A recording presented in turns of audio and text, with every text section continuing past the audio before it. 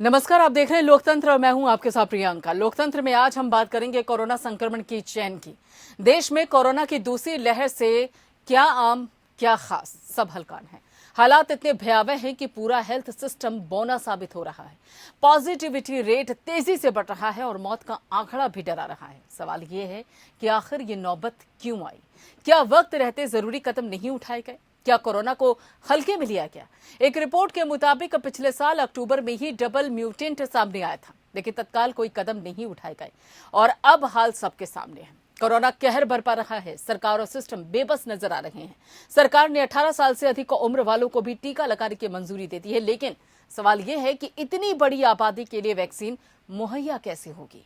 अभी कई राज्य वैक्सीन की कमी से जूझ रहे हैं।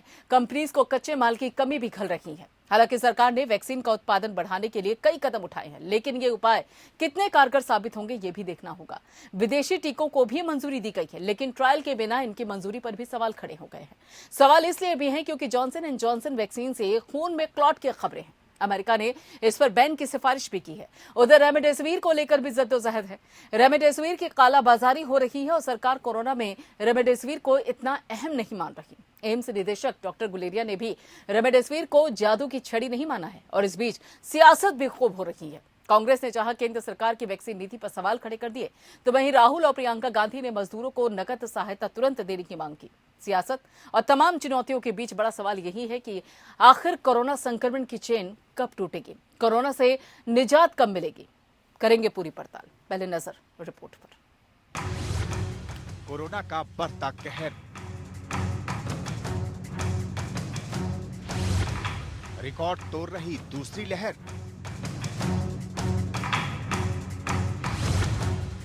कैसे लगे सबको वैक्सीन, कैसे टूटे संक्रमण की चेन। कोरोना का कहर जारी है। अस्पताल की जो तस्वीर दिख रही है वो दिल दहलाने वाली है। मौत का आंकड़ा लगातार बढ़ रहा है, सिस्टम लड़खड़ा रहा है और चुनौतियां बढ़ रही हैं। सवाल ये है कि नौबत आई क्यों? वक्त रहते चेते क्यों नहीं? भारत में कोरोना वायरस के मामलों में रिकॉर्ड बढ़ोतरी के पीछे डबल म्यूटेंट वेरिएंट B.1.167 को माना जा रहा है। डबल म्यूटेंट वेरिएंट पहली बार अक्टूबर में सामने आया था। डबल म्यूटेंट वेरिएंट रोकने के लिए तत्परता नहीं दिखाई गई। अब यह ट्रिपल म्यूटेंट वेरिएंट बन गया है। ये वेरिएंट कितना खतरनाक है, इसका अंदाजा इस बात से भी लगाया जा सकता है यह RT-PCR टेस्ट की पकड़ में भी नहीं आ रहा है। एक तरफ कोरोना की रफ्तार बढ़ रही है, वहीं कई राज्य वैक्सीन की कमी से भी जूझ रहे हैं। पंजाब, आंध्र प्रदेश बता चुके हैं कि उनके यहाँ वैक्सीन खत्म होने वाली है। महाराष्ट्र में 100 से अधिक टीकाकरण केंद्र बंद हो चुके हैं। सरकार ने 18 साल से ज्यादा की उम्र वालों को भी वैक्सीन की मंजूरी दे दी है। ऐसे में और ज्यादा वैक्सीन की जरूरत होगी, लेकिन ये आएगी कहां से? हालांकि वैक्सीन की सप्लाई न रुके, इसलिए केंद्र सरकार ने भारत में टीका बनाने वाली कंपनियों को 100% एडवांस का भुगतान कर दिया है। दरअसल वैक्सीन बनाने वाली कंपनियां कच्चे माल की कमी से भी जूझ रही हैं। सवाल ये भी है कि सरकार ने सबक लेते हुए प्लाज्मा बैंक क्यों नहीं बनाया? रेमडेसिविर को लेकर भी जद्दोजहद जारी है और निश्चितता है। दिल्ली एम्स के डायरेक्टर डॉक्टर रणदीप गुलेरिया का मानना है कि ये कोई जादू की छड़ी नहीं है। जिन्हें गंभीर बीमारी है उन्हें ही ये देना चाहिए। वहीं झारखंड के मुख्यमंत्री हेमंत सोरेन ने केंद्र सरकार से बांग्लादेश से 50,000 रेमडेसिविर के आयात की मंजूरी मांगी है। वहीं अप्रवासी कामगारों का पलायन भी शुरू हो गया है। इस पर कांग्रेस नेता राहुल गांधी और प्रियंका ने केंद्र को मजदूरों को नकद मदद देने की मांग की है। इसके अलावा कांग्रेस ने केंद्र की वैक्सीन नीति पर भी कई सवाल उठाए हैं और इस नीति को गरीब विरोधी बताया है। कांग्रेस ने पीएम केयर्स फंड का भी हिसाब मांगा है। कांग्रेस ने कोरोना पर चर्चा के लिए संसद का 2 दिनों का आपात सत्र बुलाने का भी आग्रह किया था। कई राज्य चुनावों को देखते हुए सख्त लॉकडाउन से परहेज कर रहे हैं। उत्तर प्रदेश में पंचायत चुनाव चल रहे हैं और अगले साल विधानसभा चुनाव भी होना है। कर्नाटक में भी पंचायत चुनाव होने थे, लेकिन फिलहाल टाल दिए गए हैं। पंजाब में अगले साल विधानसभा चुनाव होने हैं। सीएम ममता बनर्जी और गुजरात के डिप्टी सीएम नितिन पटेल ने लॉकडाउन से इनकार कर दिया है। तमाम चुनौतियों और सियासत के बीच सबसे बड़ा सवाल अब यही है कि आखिर कोरोना संक्रमण की ये चेन कैसे और कब टूटेगी। Bureau report. जी हाँ, सवाल यही है कि आखिर कोरोना की ये जो चेन बनी हुई है, आखिर ये टूटेगी कब? आखिर कहाँ पर चूक हो रही है, कहाँ पर कमी रह गई है, कहाँ लापरवाही हो रही है, जिसके चलते कोशिशें सरकार के जरिए की जा रही हैं, प्रशासन के जरिए सख्ती बढ़ती जा रही है, लेकिन उसके बावजूद भी ये जो चेन है वो टूटने का नाम नहीं ले रही है। इसी मुद्दे पर बात करने के लिए हमारे खास मेहमान हमारे साथ जुड़े हुए हैं। आपको बता दें कि यहाँ पे डॉक्टर सुनीला गर्ग हैं, जो कि सलाहकार हैं ICMR की, वो भी हमारे साथ जुड़ी हैं। साथ ही आपको बता दें कि रमन मलिक है, प्रवक्ता बीजेपी के, हमारे साथ जुड़े हुए हैं। और सीनियर डॉक्टर हैं नेहा गुप्ता, वो भी हमारे साथ हैं। और उसके साथ साथ पल्लवी शर्मा, प्रवक्ता कांग्रेस। तो हमारे खास मेहमान हमारे साथ जुड़े हुए हैं। लेकिन सबसे पहले, आप सत्ता में हैं रमन मलिक जी, केंद्र में भी और कई राज्यों में भी कोशिशें सरकार की तरफ से बहुत ही देखने को मिल रही हैं कि हो रही हैं, मेहनत नजर आ रही है, लेकिन रिजल्ट क्यों नहीं सामने आ रहा है? ये जो कोरोना की चेन है, ये आखिर ब्रेक क्यों नहीं हो पा रही है, क्यों नहीं टूट पा रही है? कहाँ चूक है, कहाँ लापरवाही है, कहाँ कमी है? स्वास्थ्य जो है वो एक कंकरेंट लिस्ट का सब्जेक्ट है। दोनों प्रदेश की और देश केंद्र सरकार का दोनों काम। मैं दोनों जवाब आपको दे सकता हूं। मेरी अपनी मंशा इस समय राजनीतिक जवाब देने की नहीं है। उत्तेजित करा जाएगा तो जरूर दूंगा, लेकिन फिलहाल मैं इतना बोल सकता हूं कि जब तक ये विकट परिस्थिति जो है वो निकले नहीं, तब तक अगर आपको जरूरत नहीं है घर से बाहर मत निकलिए, अपनी प्रिकॉशंस रखिए। जितना आप घर में रहेंगे, जितना आप अपने आप को एक्सपोज होने से रखेंगे, उतना ही बचेगा, उतना ही बचाव होगा, उतनी जल्दी चेंज होगी। देश के पूर्व प्रधानमंत्री मनमोहन सिंह जी एक वरिष्ठ व्यक्ति हैं, देश के प्रधानमंत्री भी हैं। अगर आज के समय और उनके पास वगैरह भी है, के बाद भी किसी ना किसी से बेचारे एक्सपोज हुए, तो मैं इसी बात के लिए कह रहा हूँ कि हमारे बुजुर्गों को, बच्चों को, सबको बचाने के लिए हमारे बाहर निकलने की आवश्यकता नहीं। जो काम करना है घर से बैठ सकता है। आपके बाहर जाने से कोई अनोखा काम नहीं हो जाएगा। इसलिए मेरी आप सबसे आग्रह ये है कि चेन को रोकने के लिए चैन से घर में बैठ। बाकी राजनीतिक बात करना चाहेगा तो मैं उसका पूरा जवाब देने के लिए पूरा सक्षम हूँ और दे भी सकता हूँ, लेकिन मैं पहले शुरुआत नहीं करूंगा। ठीक है। महिमा सिंह जी है हमारी प्रवक्ता कांग्रेस से, वो भी हमारे साथ जुड़ी हुई है इस वक्त। महिमा सिंह जी, जो अभी बात रमन मलिक जी ने कही है कोरोना को रोकने के लिए, इतनी नसीहत काफी लगती है आपको कोरोना की चेन को ब्रेक करने के लिए? महिमा सिंह जी, आवाज मिल रही है आपको? चलिए ठीक है, अभी शायद उन तक मेरी आवाज नहीं पहुंच पा रही है, लेकिन डॉक्टर सुनीला गर्ग है, जो कि सलाहकार है ICMR में, वो हमारे साथ जुड़ी हुई हैं। डॉक्टर सुनीला गर्ग जी, वैसे तो अगर देखा जाए तो बीजेपी के प्रवक्ता है रमन मलिक जी, उन्होंने बाकायदा अपनी तरफ से नसीहत दी है कि लोगों को जागरूक रहने की जरूरत है, लोगों को इस बात का ख्याल रखने की जरूरत है कि जब बाहर निकले तो मास्क पहन के निकले, सोशल डिस्टेंसिंग का पालन करें। ये सारी चीजें तो बाकायदा गाइडलाइंस दी जा रही हैं, लोग पालन भी कर रहे हैं, लेकिन फिर भी उसके बावजूद भी ये चेन लगातार लंबी ही होती जा रही है, टूट नहीं रही है, जिसकी कोशिशें हो रही हैं सरकार की तरफ से भी, प्रशासन की तरफ से भी, मेडिकल टीम की तरफ से भी, फिर भी नहीं। आखिर कहां पर चूक है? प्रियंका, थैंक यू और बहुत बहुत धन्यवाद कि मेरे से सवाल पूछने के लिए। परंतु मैं आपको कहना चाहूंगी कि आपको देखना पड़ेगा कि हम कहाँ से शुरू हुए थे। हम शुरू हुए थे मार्च से, जब हमारे पास में ना PPE थी, ना हमारे पास ड्रग्स थे, ना हमारे पास मैनेजमेंट की गाइडलाइंस और हमारे हॉस्पिटल तैयार नहीं थे। हमने वहां से अपनी यात्रा शुरू की और धीरे धीरे हम आगे बढ़ते थे। कोई भी प्रोग्राम आप देखेंगे जो कि हेल्थ प्रोग्राम है, वो किससे रिलेटेड है, उसमें जनता की जवाबदारी और जनता की हिस्सेदारी बहुत जरूरी है। और सरकार लगातार जो है बेसिकली हमेशा से वो हिदायत देती आई है कि मास्क पहने, आप जब आप घर से कम निकले, जब जरूरत हो निकले। और हमने एक तरीके का पैनिक क्रिएट कर दिया ताकि बेसिकली यानी कि आम लोगों ने, और ये आप देखेंगे कई भी मार्केट में अभी भी लोग मास्क नहीं पहनते। इसमें सरकार तो जिम्मेवार नहीं है। आप देखिए, जब इवन कोरोना का पैंडेमिक कम भी हुआ तो भी आप देखेंगे कि बेसिकली लोगों की लापरवाही बढ़ गई, परंतु टीवी में या आप लोगों के मीडिया के माध्यम से कभी एडवर्टाइजमेंट की कोई कमी नहीं हुई। सिस्टम उनको लगातार समझाता रहा। तो मैं तो ये masking testing, treating and isolation, जो कि basically third part is vaccination. And जैसे कि बीच में मैं सुन रही थी कि आपका बीच में म्यूटेंट स्ट्रेन आया, जल्दी से जल्दी हमने कोशिश करके वैक्सीन बनाया, तो अब म्यूटेंट स्ट्रेन की वैक्सीन काम कर रहा है म्यूटेंट के अगेंस्ट में। तो ये बहुत जरूरी है चीजें मानना कि हमें किस तरह से आगे जो है बेसिकली हमें अपने आप को बचाने के लिए इस MTV का जरूर पालन करना पड़ेगा। और जैसे कि आप बच्चों का टीकाकरण करते हैं, हम कहते हैं कि माँ बाप आए बच्चों को लेके, ये उनकी भागीदारी। तो भागीदारी जब सरकार और जनता के बीच में है, ये बहुत जरूरी है। और ये ग्लोबल हेल्थ सिक्योरिटी का मामला है। इस टाइम हमें कोई भी ये नहीं करना कि आपने क्या किया, मैंने क्या, हम सबको मिलकर साथ चलना है। और as a public health expert, क्योंकि मैं 40 साल से इस फील्ड में हूँ, तो मैं जरूर कहूंगी कि अब हमें बहुत साथ मिलकर चलने की जरूरत है और क्रिटिकल होने की जरूरत है। Thank you so much. ठीक है, यहाँ पे क्रिटिकल होने की ज़रूरत नहीं है, पैनिक होने की ज़रूरत नहीं है। डॉक्टर नेहा गुप्ता भी हमारे साथ जुड़ी हुई हैं, जो कि सीनियर डॉक्टर हैं। डॉक्टर नेहा गुप्ता परिस्थितियों से भी अच्छी तरह से वाकिफ़ है हॉस्पिटल्स में, और उसके साथ साथ किस तरह की व्यवस्थाएं हैं उससे भी आप अच्छी तरह से वाकिफ़ होंगे। कितने नंबर देती हैं आप सरकार को व्यवस्थाओं को लेकर, हॉस्पिटल्स में बेड्स को लेकर, ऑक्सीजन फैसिलिटीज़ को लेकर, स्टाफ को लेकर, साथ ही मैन पावर को लेकर? मैम, सरकार अपनी पूरी तरीके से कोशिश कर रही है। वो जिस भी तरीके से बेड बढ़ा रही है, जैसे हमने कल देखा DRDO में इतने सारे बेड्स का इंतजाम किया गया। अब भी सरकार कह रही है कि 2500 बेड इस हफ्ते के अंदर अंदर इंतजाम कर दिए जाएंगे।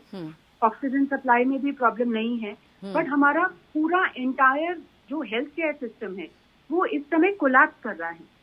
बेड बढ़ाने के लिए जो भी सरकार प्रयत्न कर सकती है वो कर रही है, बट अभी भी लोग ये नहीं समझ रहे हैं कि अगर वो अपना प्रोटेक्शन खुद नहीं करेंगे तो सरकार के या डॉक्टरों के करने से कुछ नहीं होगा। तो आई थिंक जो भी सरकार कर रही है वो अपना पूरी तरीके से योगदान दे रही है इस बात में कि जो भी हम फैसिलिटीज प्रोवाइड कर सकते हैं वो सब कर रहे हैं।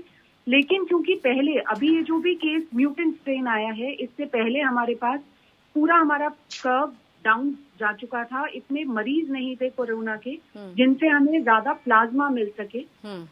शायद इसकी वजह से भी अभी हम ट्रीटमेंट के लिए फ्रेश प्लाज्मा डोनर्स हॉस्पिटल्स में नहीं मिल पा रहे हैं, बिकॉज जो पहले के 3 महीने थे उसमें इतने मरीज संक्रमित ही नहीं थे।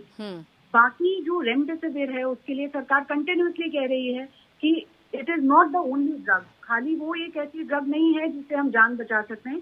टाइमली इंटरवेंशन, जैसे ही हमें ऐसा लगे कि हमारी स्थिति बिगड़ रही है या हमारा ऑक्सीजन लेवल फॉल कर रहा है या बुखार लंबे समय तक रहने के बाद टूट नहीं रहा है, हम फौरन अस्पताल जाएं और सही ट्रीटमेंट लें, तो हम कई मरीजों की जान बचा सकते हैं। बट अभी भी जो फियर है हॉस्पिटल ना जाने का या जो कोरोना से डर कर घर में बैठे हुए हैं लोग, आई फील उसकी वजह से हमारी फेटेलिटी बढ़ रही है। ठीक है, आपने प्लाज्मा को लेकर भी जिक्र किया था कि जो प्लाज्मा है उसको लेकर पूरी तरीके से बैकअप नहीं तैयार हुआ।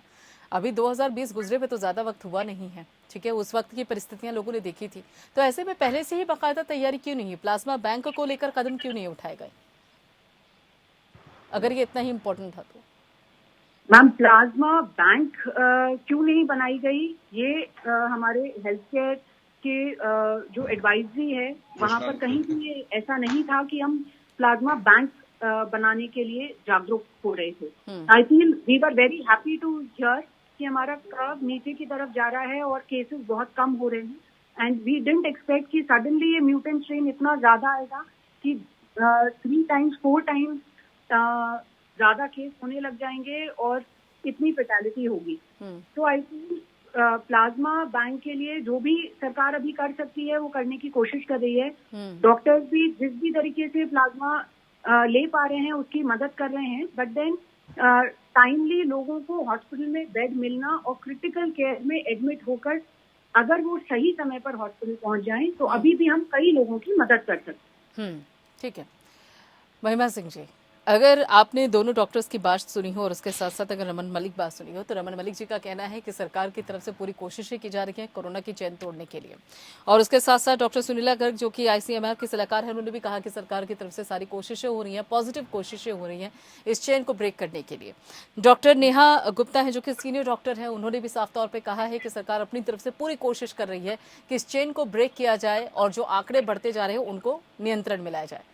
फिर आखिर कांग्रेस को ये प्रयास क्यों नहीं नजर आ रहे हैं? कांग्रेस क्यों नहीं देख पा रही है सरकार के इन प्रयासों को लेकर, जिसके चलते लगातार आरोप लग रहे हैं सरकार पे कि वो ठीक से काम नहीं कर रही है? आखिर आपको कहां पर लूज पॉइंट नजर आता है? प्रियंका जी, लूप होल तो बिल्कुल प्रत्यक्ष है हमारे संविधान के अंदर। आर्टिकल 21 है, आर्टिकल 21 जो है हमारे संविधान का, वो सरकार को के ऊपर ये ड्यूटी डालता है कि राइट टू लाइफ और प्राइवेसी, जो फंडामेंटल राइट है पब्लिक का, उसको इंश्योर करने की जो ड्यूटी है वो गवर्नमेंट की है। अब आप ये देखिए कि WHO की गाइडलाइन कितने दिन पहले आ गई थी। WHO ने बहुत समय से आगाह कर दिया था विश्व को कि कोविड-19 की सेकेंड वेव, जो कि और ज्यादा आक्रामक तरीके से आ रही है, वो आने वाली है। लेकिन 1 साल के बाद भी, आज भी, जब पिछले साल लॉकडाउन होने पर 50 लाख की धनराशि इंश्योरेंस स्कीम के तहत घोषित की गई थी हमारे मेडिकल वर्कर्स के लिए, आज भी उसके क्लेम्स को लेने के लिए जूझ रहे हैं मेडिकल वर्कर्स, और उसकी एक्सटेंशन की कोई बात नजर नहीं आती है, कोई बात दिखाई नहीं देती। आज ही हमने सुना कि हरियाणा के रोहतक में एक डॉक्टर जो है वो खुद भी समय से उनको मेडिकल सेवा न मिलने के कारण अकस्मात उनकी मौत हुई। तो इस तरह की तमाम झलकियां हम सब तरह देख रहे हैं, सब जगह देख रहे हैं। कल भी हम लोग देख रहे थे, NDTV के ऊपर एक रिपोर्ट देख रहे थे, गाजियाबाद के शमशान घाट के बाहर लाइन लगी हुई है। लेकिन आज उत्तर प्रदेश द्वारा के हाईकोर्ट द्वारा दिए गए ऑर्डर पे, जहां पे 5 सिटीज में लॉकडाउन लगाने की बात हुई थी, लॉकडाउन होना चाहिए कि नहीं होना चाहिए वो एक अलग बात है, लेकिन उत्तर प्रदेश हाईकोर्ट ने, इलाहाबाद हाईकोर्ट ने ये घोषित किया कि 5 सिटीज में बहुत बुरी अवस्था है, ये लॉकडाउन करने की परिस्थिति है। लेकिन उत्तर प्रदेश गवर्नमेंट ने जाकर के स्टे ले लिया सुप्रीम कोर्ट के अंदर, ये बोल के कि बिल्कुल अवस्था जो है वो अंडर कंट्रोल है। तो फिर ये कौन सी तस्वीरें हैं जो दिखाई दे रही हैं NDTV जैसे लीडिंग चैनल्स के ऊपर, जहां पे लंबी कतारें लेकर फुटपाथ पर लाशें लेकर लोग बैठे हुए हैं? ये कौन सा मंजर है जो हमें नजर आ रहा है? रेमडेसिविर का ब्लैक हो रहा है, रेमडेसिविर के ब्लैक करते हुए लोग अरेस्ट हो रहे हैं। क्या ये हमारे कानून व्यवस्था को, क्या ये हमारी प्रशासन की व्यवस्था को की लचर हालत को नहीं बयान कर रहा है? लोगों को अपनी तरफ से जो प्रिकॉशंस लेने चाहिए थे, वो तो लोगों की जिम्मेदारी है, हमारी सबकी जिम्मेदारी है, उसमें हम सबको साथ होना चाहिए ऐसी महामारी में। लेकिन प्रियंका जी, क्या ये स्टेट की, क्या ये सरकार की जिम्मेदारी नहीं है कि वो 1 साल के अंदर इस देश को आने वाली सेकेंड वेव के लिए पूरी तरीके से तैयार कर देती, हमारे हेल्थ वर्कर्स को इंश्योरेंस की सेवाएं मुहैया करवाती, हमारे लोगों के लिए ऑक्सीजन और बेड और रेमडेसिविर जैसी और तमाम जितने भी जो भी उपलब्धियां होनी चाहिए थी उनको मुहैया करवाती? क्या ये सरकार की जिम्मेदारी नहीं थी? और आज भी सरकार आंकड़े छुपाते हुए झूठे आंकड़े बयान कर रही है, जितना हो सके सच को दबाने की कोशिश कर रही है। ये सरकार बिल्कुल ये इस सिचुएशन को संभालने में नाकाम रही है और यही यथार्थ है, यही सच है, इसको मान लेना चाहिए। रमन मलिक जी, यहाँ पर अभी महिमा जी कह रही थी कि कहीं ना कहीं लूज पॉइंट है, जो सरकार की मंशा है उसमें कमी है। खासतौर पे अगर उत्तर प्रदेश का भी उन्होंने बाकायदा कोट करते हुए कहा है कि जब हाईकोर्ट की तरफ से कहा गया है कि जो 5 राज्य हैं वहां पे लॉकडाउन लगाइए क्योंकि हालात काबू से बाहर हो रहे हैं, तो उसके बाद आप सुप्रीम कोर्ट चले जाते हैं, वहां से स्टे ले लेते हैं। तो ऐसे में ये जो परिस्थितियां हैं, इनका कोई जवाब है आपके पास? देखिए, सबसे पहले प्रियंका जी, मैंने बड़ी शालीनता से, बड़े आदर पूर्वक और विनम्रता से ये कहा था कि मैं इन मुद्दों पे राजनीतिक भाषण नहीं करना चाहता, ना बात करना चाहता। लेकिन जिस प्रकार से कांग्रेस की हमारी बहन प्रवक्ता ने बात, वैसे ये बात कि कम से कम आंकड़े पढ़ के आइए और ये बताइए कि जहां आप महाचूली अघाड़ी चला रही हैं, वहां पे सबसे पहले कोरोना का म्यूटेंट स्ट्रेन बस्ट हुआ। बार बार ये खबरें आई कि जो बाहर से, विदेश से घूम के आ रहे हैं लोग, उनको पैसे लेके छोड़ा जा रहा है, उनको क्वारंटीन नहीं रखा जा रहा। अब आप ये बताइए, आप हर जगह की बात करती हैं, मैं ये बात कहता हूं और बड़े तथ्यों के साथ कह रहा हूं कि 9 जनवरी को वैक्सीन की अनाउंसमेंट की है भारत, 16 को ड्राइव शुरू हो जाती है, 16 जनवरी को, 1 फरवरी को एकदम वैक्सीनेशन का प्रोसेस पूरा स्टार्ट हो जाता है। मार्च के पहले हफ्ते में 45 और 60 साल जिन कॉर्पोरेट साथ में है उनको भी हम शुरू कर देते हैं। अप्रैल फर्स्ट वीक में 45+ जिन बीमारी नहीं है कोई, उनके भी शुरू कर देते हैं। मई फर्स्ट वीक में हम 18 साल से ऊपर वालों के लिए भी शुरू करते हैं। पूरा प्लान से। राहुल गांधी ने इंजेक्शन लगवाया साहब, क्या दिक्कत थी? वो तो एक जिम्मेवार नागरिक है ना। मनमोहन सिंह जी बेचारे अपने घर में आराम से बैठे हैं, उनके पास कौन गया था जिसकी वजह से वो उन बेचारों को भी करना हो गया। अब आगे बात आई कि जब आप बात करते हैं, ये सारा जो विषय है ना हेल्थ का, ये स्टेट सब्जेक्ट भी होता है, सेंटर का भी है, स्टेट का भी है। It's in the concurrent list of the. अब आप मेरे को ये बताइए कि स्टेट की सरकार जो सवाल हमसे पूछ रहे हैं, महाराष्ट्र, छत्तीसगढ़, पंजाब, राजस्थान, इन सारी जगह में ये बताएं कि ये दिल्ली में बाकी जगह जहां ये जिनकी सहायता करने दौड़ते रहते हैं कांग्रेस वाले, ये जहां मांगे या ना मांगे ऐसे करके हाथ दिखा देते कि मैं भी हूं आपकी सहायता।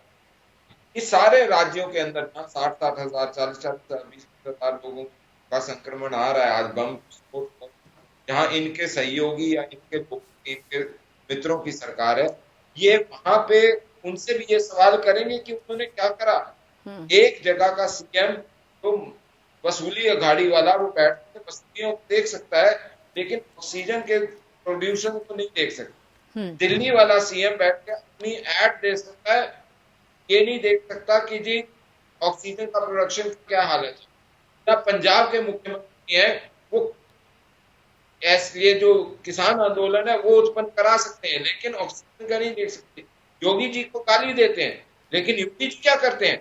योगी कोरोना पॉजिटिव होते हुए भी एक साथ 10 जगह पे 20,000 लीटर ऑक्सीजन की उत्पत्ति कराने के लिए, काम कराने के लिए इमीडिएटली ऑर्डर करते हैं और पहला प्लांट तैयार भी हो गया, प्रोडक्शन भी शुरू हो गई 5 दिन 7 दिन। मेरे को ये बताइए कि राजनीति कौन कर रहा है? ये समय राजनीति का है। इनको काम ये करना चाहिए आज सबको, और मैंने आज ट्वीट भी करा ये बात कि सारे मुख्यमंत्रियों के ये अपने प्रदेशों के अंदर आह्वान करना चाहिए कि एक मॉरल सोशल रिस्पॉन्सिबिलिटी के अंदर जो लोग कोरोना से ठीक हो गए तो प्लाज्मा डोनेशन मैंडेटरी करनी चाहिए। हमको मिलकर काम करना है। मैं कांग्रेस के एक हमारे कोई कांग्रेस के हैं, मेरे को पता लगा वो बीमार है, मैं उनके लिए सहायता मांगने के लिए ट्वीट कर रहा हूँ और इधर उधर फोन कर रहा हूँ, और यहाँ इनको राजनीति खेलनी है मैडम। मेरे को कई बार ये आता है कि ऐसे काल में भी जब आप गिद्ध राजनीति का प्रत्यायक बनते हैं तो ये पूरे राजनीतिक जमात के लिए एक बात। ठीक है महिमा सिंह जी, 5 स्टेट्स का हाल भी तो आपको नजर आता होगा ना, वहां पर जो मुख्यमंत्री है उनसे सवाल तलब किया गया है कभी? ये सीधे सीधे आरोप लगाए हैं रमन सिंह जी ने, रमन मलिक। मुझे उसी के साथ साथ प्रियंका जी, मुझे उसी के साथ साथ मध्य प्रदेश का हाल भी नजर आता है। दुखद ये है कि ये लोग बोलते हैं राजनीति कर रहे हैं, राजनीति कर रहे हैं, और असली मंशा इन लोगों की ये है, ये चाहते हैं कि हम लोग विपक्ष चुप होके बैठ जाए और इनकी खामियों को जनता के सामने न लेकर के आए। मध्य प्रदेश की कल की जजमेंट है प्रियंका जी, कल की हाईकोर्ट की जजमेंट है मध्य प्रदेश की, जिसमें स्टेट को फटकार लगाई है और ये कहा है कि जिस तरह का के हालात जो पिछले साल गाइडलाइंस हाईकोर्ट ने दी थी, पिछले साल भी मध्य प्रदेश में हाईकोर्ट की गाइडलाइंस आने के बाद स्टेट ने वो उन गाइडलाइंस को इफेक्ट में लाया था, और इस साल भी अब दोबारा से हाईकोर्ट को आना पड़ा है सुप्रीम कोर्ट के बाबत। सुप्रीम कोर्ट में एक चिट्ठी गई सीजेआई के पास और वहां से तो मध्य प्रदेश का नाम क्यों नहीं ले रहे हैं और अपने राज्यों का नाम क्यों नहीं ले रहे हैं, और फिर बोल रहे हैं कि राजनीति विपक्ष कर रहा है।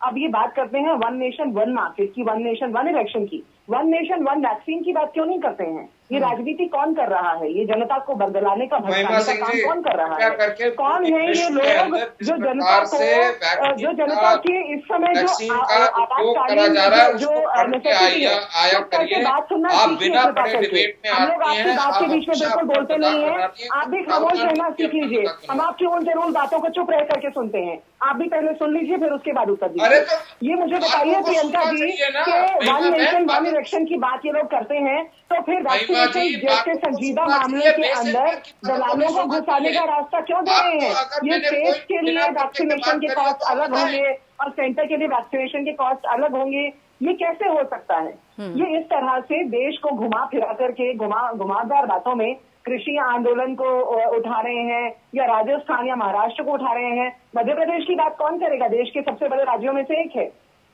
ठीक है रमन जी, नहीं रमन जी, एक सवाल तो है। देखिए ये सवाल जो भी इन्होंने किया है महिमा जी ने कि देखिए रेट को लेकर तो कंफ्यूजन है ना जनता के बीच में कि अब 18 साल से ऊपर के लोगों के लिए कह दिया गया है कि बाकायदा आप बाकायदा वैक्सीनेशन ले सकते हैं, लेकिन रेट को लेकर कंफ्यूजन है क्योंकि ये कहा जा रहा है, बाकायदा विपक्ष की तरफ से भी आरोप ये लगाया जा रहा है कि अब वैक्सीन को लेकर जो फैसले होंगे वो प्राइवेट कंपनीज करने वाले हैं। रेट किस तरह से होंगे, क्या प्राइस होगा उनका, किस तरह की उसकी लिमिट रहने वाली है, आम आदमी की जेब पर कितना भारी पड़ेगा, इन सवालों का जवाब तो बनता है ना रमन जी? आपको आवाज मिल रही है मेरी? इतना ही नहीं, मेडिकल फैसिलिटीज, कल के मध्य प्रदेश हाईकोर्ट के जजमेंट के अंदर इस पर भी टिप्पणी की गई है कि ऐसा कैसे हो रहा है सरकार की नाक के नीचे अलग अलग अस्पताल, प्राइवेट अस्पताल, रेमडेसिविर जैसी जो दवाई है वो अस्पतालों में बिल के ऊपर 5400 रुपए तक की बेची जा रही है, जबकि उस पर 3500 रुपए की कैप लगी हुई है। इतनी डिटेल्ड जजमेंट है। यदि ये लोग बात करते हैं कागज हाथ में उठा करके पढ़ करके बात करने की, तो आइए आंकड़ों पे हम बात करते हैं, पढ़ के बात करते हैं, इस पर एक डिटेल्ड डिबेट कर ली जाए। चाहे वो मेडिकल फैसिलिटीज के प्राइसेस की बात हो, चाहे वो वैक्सीनेशन के प्राइसेस की बात हो, हर जगह ब्लैक हो रहा है। मध्य प्रदेश में तो वहाँ के जो डिस्ट्रिक्ट एडमिनिस्ट्रेटर्स हैं उन्होंने प्राइवेट लैब्स को टेस्टिंग बंद करने की भी घोषणा कर दी थी। रमन जी आपको आवाज मिल रही है? ये इंस्ट्रक्शंस दे दी थी और ये ऑर्डर के ऊपर लिखा है, मैं नहीं बोल रही हूँ, ये ऑर्डर के ऊपर लिखा है। लेकिन हाँ, मेरे को मोटा मोटा सुनाई जो हल्का सा दिया समझ में आया वो रेमडेसिविर की बात हुई और उसकी ब्लैक मार्केटिंग की हो रही है। तो मैं एक चीज बता दूं कि हमने यहाँ गुरुग्राम में राजस्थान से ब्लैक मार्केट उनको पकड़ा भी है और उनसे बरामद भी करी है। मैं सिर्फ इतनी सी बात बोलूंगा कि अगेन इस समय चाहे वो रेमडेसिविर हो या दूसरे वैक्सीन हो, उनकी प्रोडक्शन भी देखी जा रही है, सब काम करा जा रहा है, लेकिन अभी राजनीति की आवश्यकता नहीं है। बहन मेरी महिमा जी, राजनीति बिल्कुल नहीं है। आप छोड़े, पहले आप राजनीति करना छोड़े, हम तो आपकी सच्चाइयों को सामने लाएंगे। सुनिए, अभी राजनीति की आवश्यकता नहीं है, राजनीति हमारे पास फिर समय मिलेगा।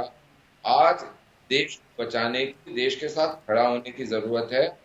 हमारे को किसी इस प्रकार के मांगे जाते हैं तो राजनीति की आवश्यकता नहीं होती है, दोषारोपण कर सकते हैं। हाँ, इतना जरूर मैं कह सकता हूँ कि अगर आपको बात पे कोई डिबेट करनी है तो मैं बिल्कुल करने को तैयार हूँ, पॉलिटिकल डिबेट करने को तैयार हूँ।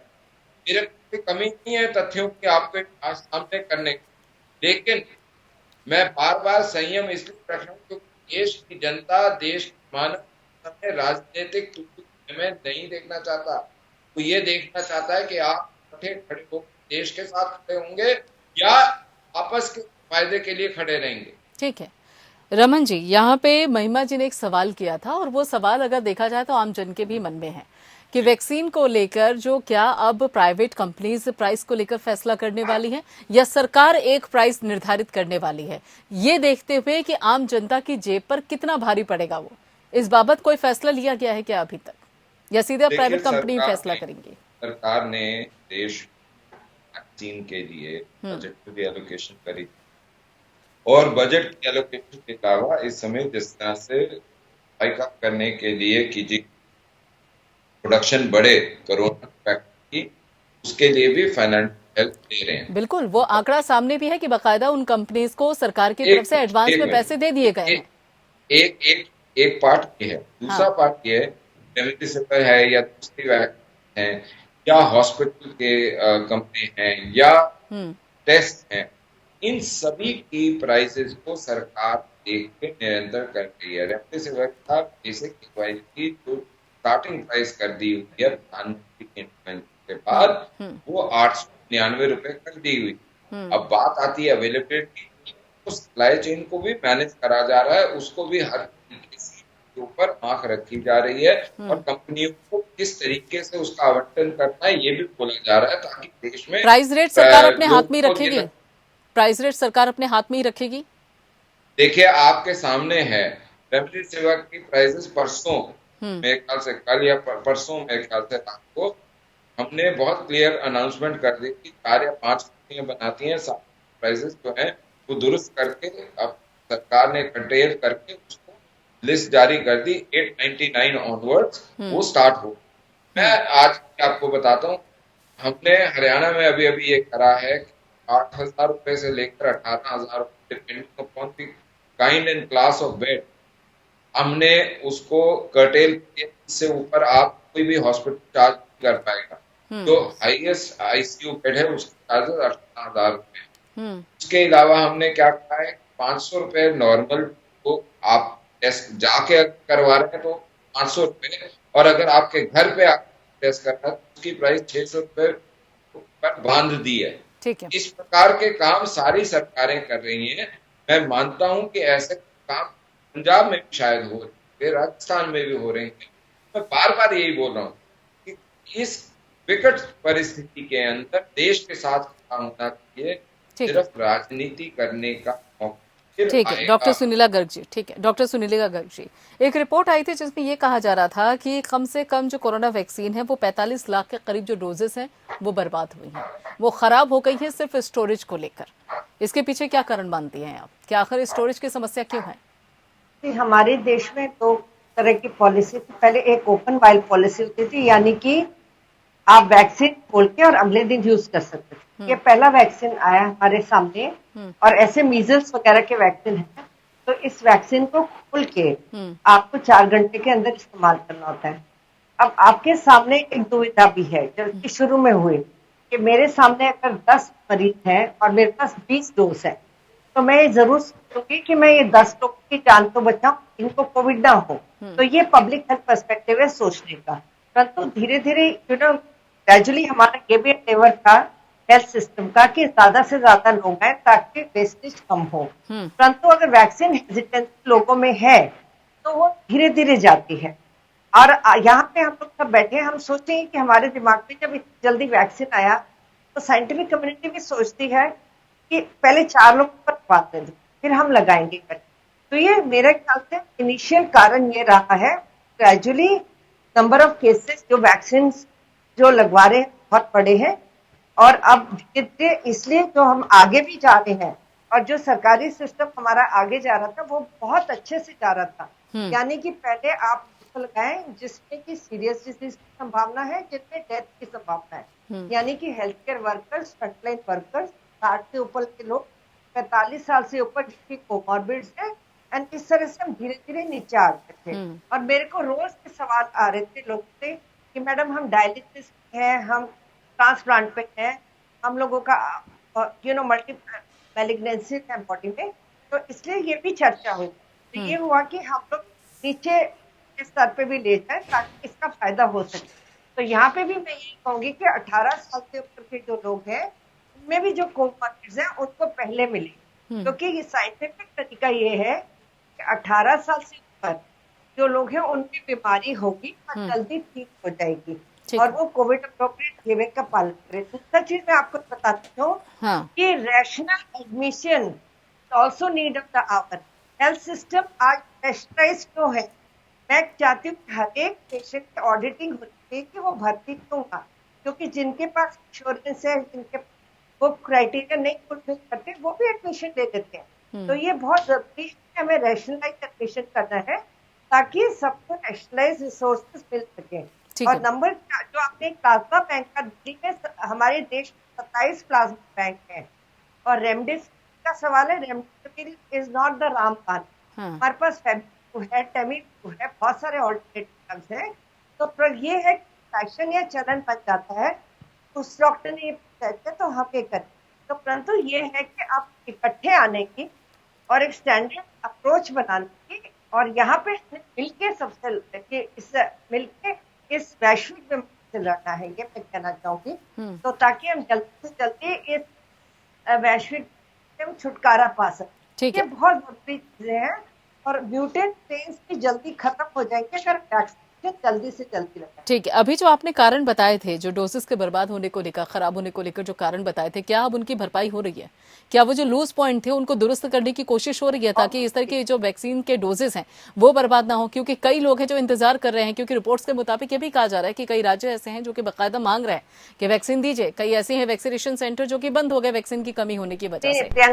तो ऐसे में मैं आपको बताऊंगी कि जैसे एक स्टेट को उन्होंने कैलकुलेट करके दिया, सेंटर ने तो जो स्टेट ने मांगा वो मिल गई। मैंने 70,000 मांगे, मुझे मिल गई। परंतु मुझे डिसाइड करना है कि मुझे 50 सेंटर खोलने हैं या 30 सेंटर खोलने हैं, जिसमें कि मेरे पूरे वैक्सीन। अगर मैं ओवर एफिशिएंसी हूं, मैं ज्यादा वैक्सीनेशन सेंटर खोलूंगी, जिसका मैंने पहले कैलकुलेशन, तो ये बहुत ज्यादा एफिशिएंट है कि मैं प्रॉपर्ली प्लान करूं, यानी कि माइक्रो प्लानिंग की करेक्ट होने की बहुत आवश्यकता है। दूसरा, मैं आपको ये बता दूं कि यूनिवर्सल इम्यूनाइजेशन प्रोग्राम में ओपन वर्ल्ड पॉलिसी के अंदर हम 10% ऑफ वेस्टेज अलाउ करते हैं, क्योंकि हमारी तो सोच होती है कि हम जो आ रहा है उनके वैक्सीन और जल्दी से जल्दी उनको बीमारी से बचा सकते हैं। 10% की बात, और एक समय पहले हमने भी ये बात करी थी कि अगर हमारे वायल 5 के हो जाएंगे तो हम जो वेस्टेज को भी प्रिवेंट कर पाएंगे। परंतु क्योंकि हम लार्ज स्केल की बात कर रहे हैं, तो इस समय पैसा भी हमारे लिए, क्योंकि जितने ज्यादा वायल बनेगा उतना पैसा भी ज्यादा लगेगा ज्यादा वायल बनाने में। तो ये कुछ चीजें सोचने वाली है, और ये हम पब्लिक हेल्थ पर्सपेक्टिव से तो रोज चर्चा करते हैं। Thank you so much. ठीक है, डॉक्टर नेहा गुप्ता, यहाँ पे ये भी कहा जाए जॉनसन एंड जॉनसन की जो वैक्सीन है बाकायदा, उसमें जो पुराने पहले जो उसके परीक्षण है उसी के आधार पर उसको मंजूरी दी जाएगी। एक जो फिर से परीक्षण होना चाहिए भारत के एटमॉस्फेयर के हिसाब से, यहाँ के पर्यावरण के हिसाब से, वो नहीं। ये कारगर होगा क्या? ये जो इजाजत दी गई है, आप इसको सही मानती है? अभी हम एक पैंडेमिक में हैं, जिसमें हमें लगता है कि हम जिस भी तरीके से जो भी इम्यूनिटी लेवल अपने भारतवासियों में ला सकते हैं, I think everybody is trying their best कि जो भी हमारे पास वैक्सीन अवेलेबल है, जो प्रोवन है हमारे कंट्री में, अगर फेज 3 ट्रायल नहीं भी हुआ है और बाकी जगह उसका सेफ्टी पैरामीटर्स पाए गए हैं, अगर हम उसको यूज करते हैं तो इस पैंडेमिक स्पेशल सिचुएशन में हम बिना ट्रायल के भी आगे बढ़ सकते हैं। एंड आई डोंट थिंक कि ये डिसीजन गलत है। अगर 18 साल से बड़े लोगों को हम जल्दी से जल्दी वैक्सीनेट कर पाएं, तो हम जल्दी हर्ड इम्यूनिटी बना पाएंगे। और जैसे पहले जो स्ट्रेन था उसके अगेंस्ट हमने जल्दी हर्ड इम्यूनिटी बनाकर काफी हद तक डिजीज को कंट्रोल कर लिया था, ऐसे ही ये म्यूटेटेड स्ट्रेन है। इसके बाद अगर हमारे यहाँ हर्ड इम्यूनिटी आती है तो it will go a very long way. तो आई थिंक अभी ये डिसीजन बिल्कुल गलत नहीं है, और आज की स्थिति देखते हुए हमें जो भी वैक्सीन मिल रही है वो लेकर अपने पॉपुलेशन को वैक्सीनेट करना चाहिए, और लोगों को ज्यादा से ज्यादा ये बोलना चाहिए कि वो आगे आकर वैक्सीन लें और उसको और अपनी फैमिली को इस डेडली डिजीज से बचाएं। ठीक है। तो आई फील जो भी डेटा है, जैसे स्पुतनिक को अब मिला है अप्रूवल, कोविशील्ड को कोवैक्सीन ऑलरेडी लग रही है। जितना हमारी क्षमता है प्रोडक्शन की, उसके अकॉर्डिंग हम पब्लिक को वैक्सीनेट कर पाएंगे, हम उतनी जल्दी इस डिजीज के लिए हर्ड इम्यूनिटी ला पाएंगे और सिवियर इलनेस से बचा पाएंगे। तो अगर हमारे लो वायरल लोड के साथ अगर माइनर सिम्टम्स भी रहते हैं, खांसी जुकाम के साथ भी मरीज अगर ठीक होने लग जाते हैं, तो हमें इस वायरस से डरने की जरूरत नहीं है। बस अभी इस समय के लिए हमारे पास हॉस्पिटल बेड्स में जगह नहीं है, हॉस्पिटल फुल हैं, वेंटिलेटर्स नहीं है, दवाइयों की कमियां हो रही हैं, बिकॉज सिवियरिटी ज्यादा है, डिजीज की सिवियरिटी ज्यादा है। अगर हम इस सिवियरिटी को ही कम लाकर लो डोज, लो इन्फेक्शन, एक सिंपल फ्लू जैसे इन्फेक्शन की तरीके से अगर ये हमारी कम्युनिटी में रहता भी है, तो भी आगे जाकर हमें प्रॉब्लम नहीं है। ठीक है, डॉक्टर रमन मलिक जी, अभी आपने नेहा जी की बात सुनी। उन्होंने कहा कि देखिए केसेस बहुत ज़्यादा हैं, बेड फुल हो चुके हैं, और ऑक्सीजन को लेकर भी उन्होंने सीधे सीधे बात कही है, दवाइयाँ कम हो रही हैं। ये जो परिस्थितियां हैं इसके लिए 1 साल का समय तो दिया गया था, तैयारियां फिर क्यों नहीं हो पाई? किसी ने हमको समय नहीं दिया था। मानवता खड़ी थी, ये प्रकोप आया और मानवता ने हर तरीके से इस प्रकोप के सामने घुटने नहीं टेके। चाहे वो आर्थिक विषय रहे, चाहे वो सामाजिक विषय रहे, चाहे वो हेल्थ के विषय, सब जगह लोगों ने लड़ाई करी है और सरकार लोगों के साथ ही रही है। सरकार का काम लोगों की आशाओं और आकांक्षाओं को पूरा करना है और पूरे देश हम कोशिश कर रहे हैं। हमने कोशिश करी और अच्छी कोशिश करी है, तो कोई दो राय नहीं। 2 साल मतलब साल भर की बात कर रहे हैं कि साल भर क्या हुआ।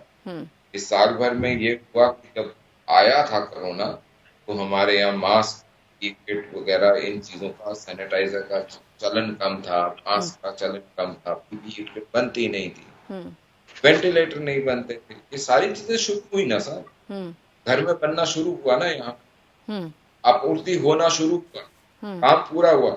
और मैं अब आपको बताता हूँ कि जिस प्रकार से मैंने आपको टाइमलाइन बताया कि जनवरी में वैक्सीन तैयार हुई, जनवरी से बंटनी शुरू हुई और बढ़ते बढ़ते आज हम इस हालत में हैं कि हम 12 करोड़ के करीब लगा चुके हैं, आगे और कर रहे हैं और सभी के लिए वैक्सीन। अब लोग कुछ तो लोगों के ऊपर भी है कि वो वैक्सीन को नहीं लगाने जा रहे हैं। मैं आपसे एक बात सामने रखता हूँ कि राहुल गांधी जैसे एक वरिष्ठ सामाजिक व्यक्ति अगर वैक्सीन नहीं लगाते, क्योंकि वो 45 साल से ऊपर भी हैं, तो मेरे को नहीं पता उनकी स्वास्थ्य क्या है, कोई डायबिटीज या कोई हाइपरटेंशन है, कोमॉर्बिड, तो उनको लगानी चाहिए थी। तो ये लोगों के अंदर डर फैलाना कि जी ये वैक्सीन बीजेपी की हम नहीं लगाएंगे, ये वैक्सीन ऐसी है हम नहीं लगाएंगे, इसमें क्या हो जाएगा, ये जो अफवाहों का बाजार बनाने वाले लोग हैं, क्या इनके ऊपर कोई मतलब कहने की जरूरत नहीं। तीसरी चीज एक और बड़ी बोलता हूँ कि आप आज के समय पे बात कर रहे हैं, एक विकराल रूप लिया, तो आज हमारी क्या है, हम सब इकट्ठे होकर इस पे काम करें। 1 साल के समय में क्या हो सकता है और एक हफ्ते में क्या हो सकता है, मैं आपको ये बताता हूँ। जब महाराष्ट्र के अंदर अगर हम देखें तो फरवरी से केसेस बढ़ने शुरू हुए, तो क्या तैयारी करी गई, क्यों मानक पूरे नहीं बिठाए गए, क्यों सख्ती नहीं बरती गई, हम उस पर बात नहीं करते। लेकिन इस पे तो बात कर सकता हूँ ना कि एक व्यक्ति को अपने आप कोरोना से ग्रस्त है, घर से मीटिंग लेता है और मीटिंग लेकर ऑर्डर करता है, मशीनरी काम करती है और दिनों के अंदर ऑक्सीजन के प्रोडक्शन का प्लांट लखनऊ में चालू हो जाता है। क्या ये काम करने की इच्छा शक्ति का एक उदाहरण नहीं है? ठीक है। जब इच्छा शक्ति हो तो काम होता है। तो ऐसे काम, उसको गाली देने के लिए तो सारे आगे आ जाते हैं, तो वो काम करता है के लिए भी वाहवाही दे देनी चाहिए। वाहवाही मत दीजिए कि कम से कम उसका उदाहरण सीख के अपने प्रदेशों में तो प्रकार के काम करना शुरू कर दीजिए। ठीक है, क्योंकि इस समय अच्छी कहीं से भी आए वो ले लेते चाहिए। ठीक है, ठीक है। महिमा जी, अगर 2020 की बात की जाए तो उस दौरान ये आंकड़ा सामने आया था कि 57% केस बस्तियों से 16% नॉन स्लम एरिया से। इस बार तस्वीर बिल्कुल उल्टी है। इस बार ये कहा जा रहा है, जो रिपोर्ट आई है सामने उसमें ये कहा जा रहा है कि लगभग 89,000 से ज्यादा तो केसेस है नॉन स्लम इलाकों से है और सिर्फ करीब 8,411 के करीब स्लम एरिया से है। क्या कारण है इसका? कॉलोनीज में जो बड़े बड़े यहाँ पर जो कॉलोनीज बनी हुई हैं, जो बाकायदा यहाँ पर रिहायशी इलाके हैं, पॉश रिहायशी इलाके हैं, वहां से आंकड़े ज्यादा आ रहे हैं, जबकि स्लम एरिया में फिर भी कुछ हद तक नियंत्रण में है। क्या ये सरकार की बात को नहीं समझ पा रहे हैं? महाराष्ट्र सरकार उन तक अपनी बात नहीं पहुंचा पा रही है? कहाँ कम्युनिकेशन गैप है? प्रियंका जी, आपकी बात पर आने से पहले एक टिप्पणी मैं करना चाहूंगी कि काश भाजपा के प्रतिनिधि और भाजपा के लोग जितने पारंगत क्रोनोलॉजी बताने में और टाइमलाइन बताने में है, उतने ही पारंगत ये लोग यदि अपने नीतियों पे काम करने में होते तो ये परिस्थिति न होती। महाराष्ट्र हो या कोई भी जगह हो, ये सरकार का कार्य है कि वो ऐसे आंदोलन चलाए, ऐसे प्रोग्राम चलाए जिससे कि लोगों तक ये बात पहुंचाई जा सके कि एक आपातकालीन स्थिति है, एक महामारी है। महाराष्ट्र के अंदर मी जवाबदार का जो आंदोलन जो एक प्रोग्राम था वो ऑलरेडी चल ही रहा था कार्यक्रम। जब ये सेकेंड वेव आई उससे कुछ हफ्ते पहले ये कार्यक्रम वहां शुरू हो गया था। मी जवाबदार, वहां बड़े बड़े होर्डिंग, हर चीज हर जगह ये नजर आ रही थी। लेकिन मुंबई और दिल्ली, ये जो दो ऐसे क्षेत्र हैं प्रियंका जी, और आप भी बहुत खूब ये जानती हैं, हम सभी जानते हैं कि देश की इकोनॉमिक कैपिटल है मुंबई। वहां पर व्यापार को लेकर के और वैसे भी दिल्ली में भी आवागमन बाहर के देशों से बहुत ज्यादा होता है। क्या केंद्र सरकार ने इसको लेकर के कोई प्रोटोकॉल, कोई नीति बनाई? अभी मैं बात सुन रही थी कुछ देर पहले, मनमोहन सिंह जी का नाम लेकर के वैक्सीन को लेकर के बारे में कहा गया और राहुल गांधी जी को लेकर के कहा गया। आज माननीय नेता हमारे जो है वो संक्रमित हुए हैं और हम सभी बहुत चिंतित हैं उनके लिए, और मनमोहन सिंह जी भी अस्पताल में हैं।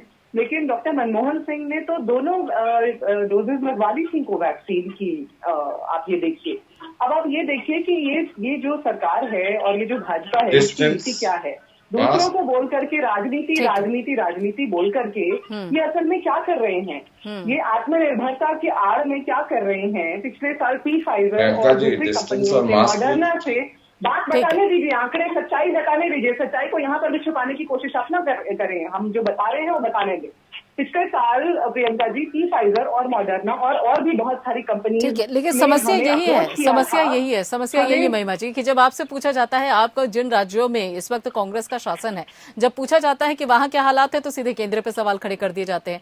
केंद्र से सवाल किया जाए तो कहते हैं कि देखिए राज्य सरकारें क्या कर रही है। आपकी बात का उत्तर देते हुए मैंने कहा प्रियंका जी, ठीक है, जिम्मेदारी है, सभी का दारोमदार है, लेकिन बिल्कुल सभी का दारोमदार है और सभी को जरूरत है, बिल्कुल सभी को जरूरत है कि इस कोरोना काल को गंभीरता से लें। फिलहाल मेरे पास बहुत अब इतना ही समय बचा है। बहुत बहुत शुक्रिया आप सभी लोगों का जुड़ने के लिए।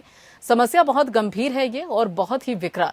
ऐसे में जरूरत है कि चाहे वो कोई भी हो, आम इंसान हो, खास इंसान हो, सब इस महामारी को लेकर गंभीरता से विचार करें और जो भी गाइडलाइंस हैं उनका पालन किया जाए। फिलहाल इतना ही, बाकी खबरों के लिए आप जुड़े रहिए एपीएन के साथ।